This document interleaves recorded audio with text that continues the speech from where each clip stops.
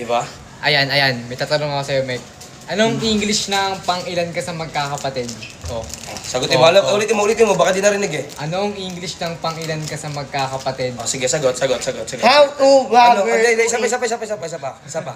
How to rubber to eat. Alam mo? Hindi. Oh, ito. Alam mo? Ikaw alam mo? Hindi rin.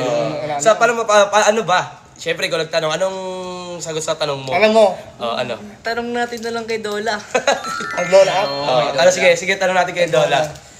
Ayan nga guys, nag-download lang ako kay Dola. Siyempre, pumasok na rin ako para magtanong ng kung anong English ng pang-ilan ka sa magkakapatid. Ayan guys, nagtanong lang ako at siyempre sinagot agad yun ni Dola. Kaya kung may mga gusto kayong malaman ng mga foreign language, English guys, magtanong lang kay Dola guys. Sasagutin niya yun guys ng mabilisan. At ang Dola guys is completely free, ad-free, and all features are unlimited. Kaya ako sa inyo guys, mag-download na rin kayo ng Dola. Sabi sa'yo yun. Yun lang pala yun. Diba? What is our net in here? Hindi!